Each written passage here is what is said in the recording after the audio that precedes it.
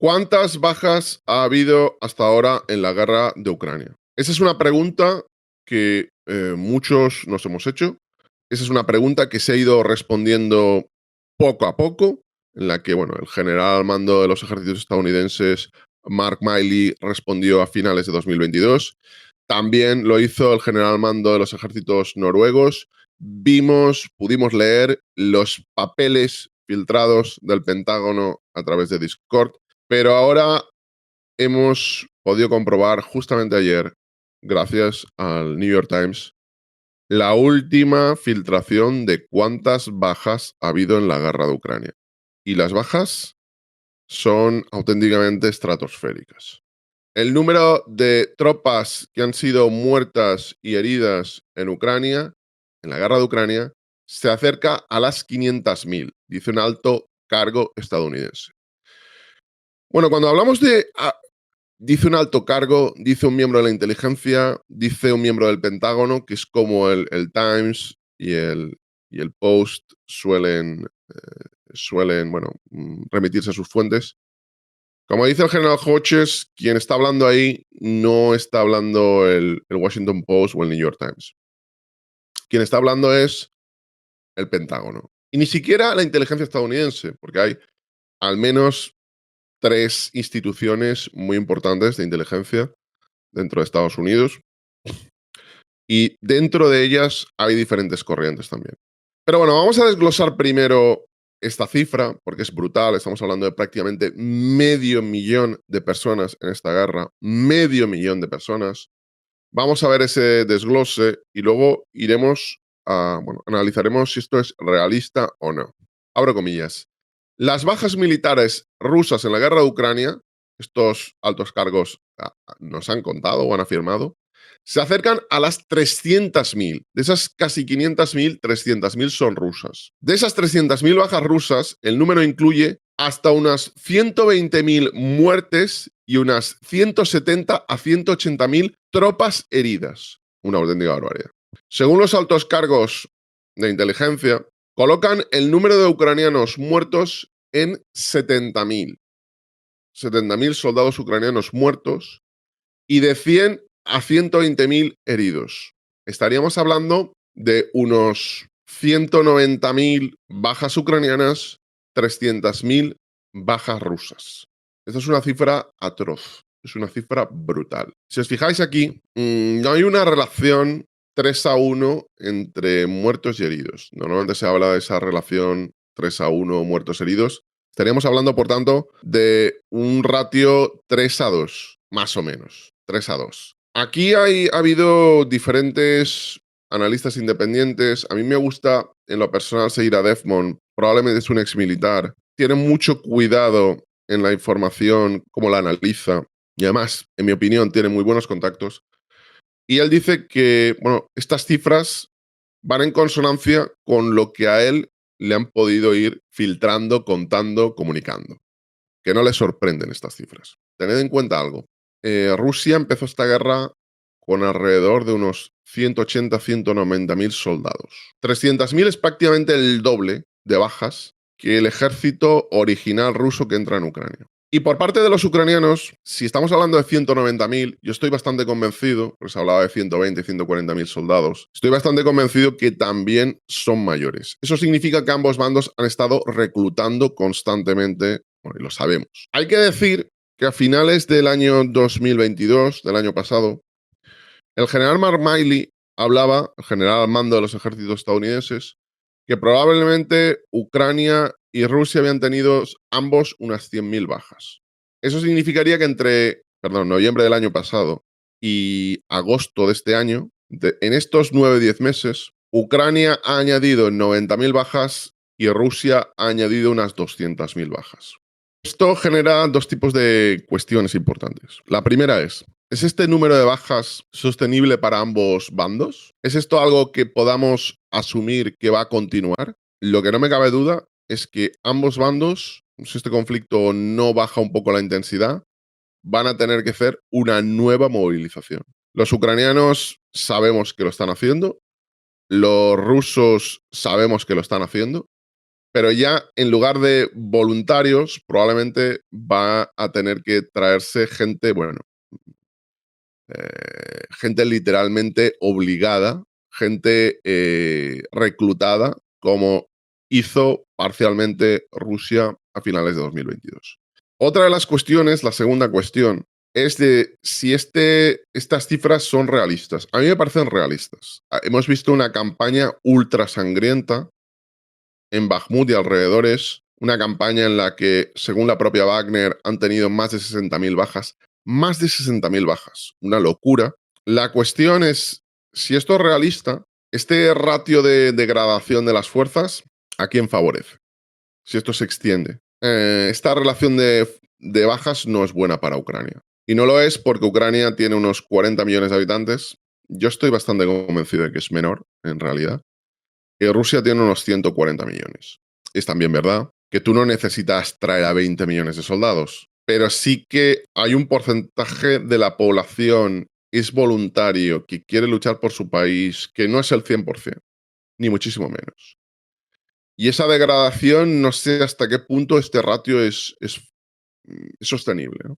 Vamos a seguir con otro artículo, en este caso un artículo que ha generado mucho revuelo y dice lo siguiente. La inteligencia estadounidense afirma que Ucrania va a fracasar en la obtención de su objetivo en la contraofensiva. El artículo del Post viene a decir que, bueno, los ucranianos no van a poder alcanzar lo que ellos estiman que es la ciudad clave, que bueno, se trata de la ciudad de Melitopol. Yo estoy convencido que este año no se va a alcanzar Melitopol. Bueno, es totalmente una opinión subjetiva, pero creo que viendo los avances queda bastante, bueno, bastante claro que es muy complicado. Yo no sé hasta qué punto la ciudad de Melitopol es la ciudad clave. Y no sé hasta qué punto es la ciudad clave porque si cae Tokmak, que está bastante más al norte, puede caerse prácticamente todo lo que hay detrás, toda la infraestructura. Yo diría que la clave para medir el éxito, en mi opinión, no va a ser Melitopol, la clave va a ser Tokmak. Si no acaba cayendo Melitopol o no acaba cayendo Tokmak, que creo que con Tokmak es suficiente, ¿puede considerarse un fracaso la ofensiva ucraniana? En mi opinión, no. Y en mi opinión, no, porque los ucranianos están deliberadamente yendo de forma muy cuidadosa, porque su intento inicial de ir, entre comillas, rápido, se vio claramente que no era la mejor estrategia. Y quienes mejor conocen lo que está ocurriendo son los propios ucranianos. O sea, el propio ejército ucraniano, es Zaluzhny, evidentemente es Syrskyi. Son ellos los que conocen lo que está ocurriendo, son los que tienen más datos. Y bueno, ellos han tomado esa decisión, por algo será. Evidentemente aquí nosotros no vamos a juzgar si saben más o saben menos porque no tenemos esa información.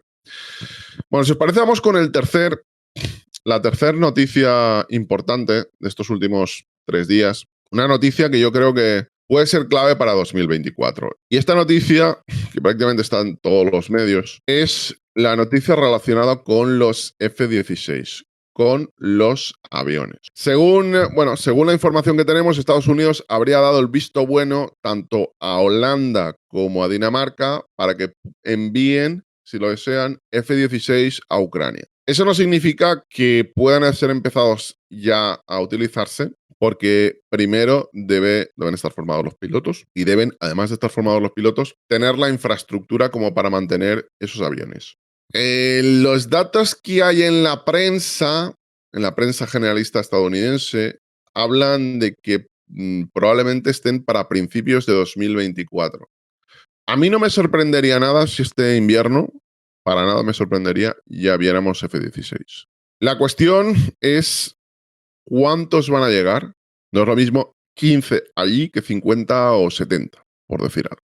Mi opinión es que en el momento, porque si esto ya se filtra, que bueno, se ha dado el visto bueno y todo eso, yo creo que probablemente lo que es la formación de los pilotos y la infraestructura tiene que estar ya bastante adelantada. Tiene que estar bastante adelantada.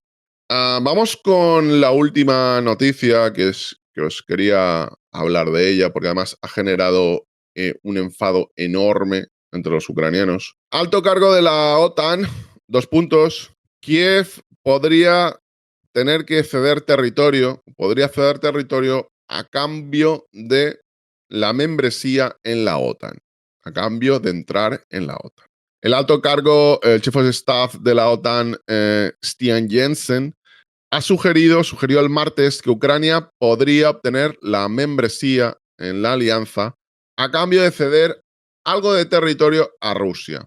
Estas afirmaciones de Jensen han generado, pues, un enfado considerable, como he dicho, una respuesta tremendamente iracunda por parte de Mikhailo Podolyak y por otros políticos y asesores ucranianos. Sobre todo porque uno de los pilares de la actitud ucraniana, y me parece completamente lógica, es no aceptar ningún plan de paz que acabe determinando que se pierde territorio políticamente, internacionalmente reconocido como suelo ucraniano. Y ahí incluyen Crimea. Otra cosa es que realistamente, nosotros pudiéramos llegar a pensar que sea la península de Crimea la carta que sirva para resolver el conflicto. Y eso es una posibilidad, porque a lo mejor el conflicto no se resuelve durante décadas, porque la distancia entre sus mínimos es demasiado grande. Yo estoy convencido que Ucrania no va a aceptar una cesión ni siquiera de Crimea. O sea, Ucrania no va a aceptar ninguna paz que implique reconocer que el territorio internacionalmente reconocido como suyo ahora es ruso. No lo va a aceptar. Hay el debate si podría considerarse Ucrania no reconoce ese territorio como ruso, pero digamos que se acepta que lo está ocupando y renuncia a recuperarlo de forma militar.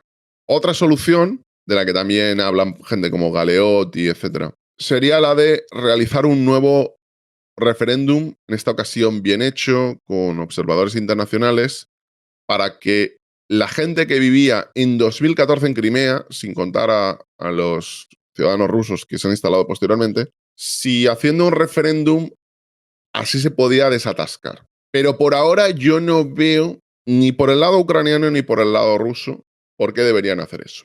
Ucrania considera que la contraofensiva puede tener éxito, va a tener éxito, y que va a obtener mucho más en el campo de batalla que en la mesa de negociación.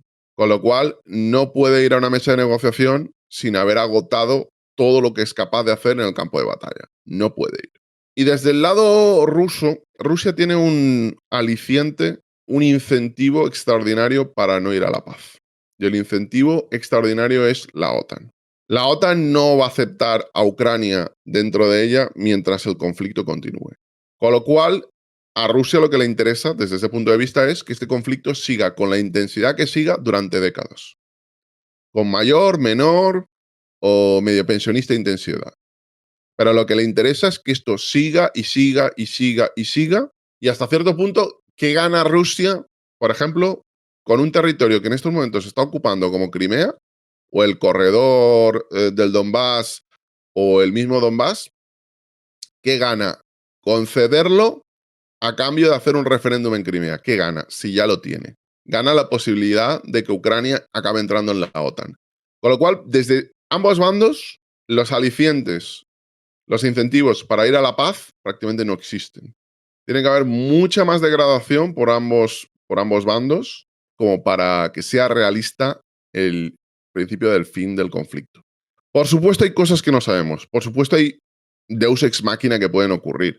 Por supuesto podría ganar Trump o un candidato republicano que, no sé, convenciera de cortar la ayuda a Ucrania, que yo lo veo difícil porque se está jugando el prestigio, estaría dejando tirado a un país al que le ha prometido ayuda, pero ¿podría la opinión pública estadounidense ir en contra de la guerra forma de... No sé, podrían ocurrir cosas que a día de hoy no sabemos.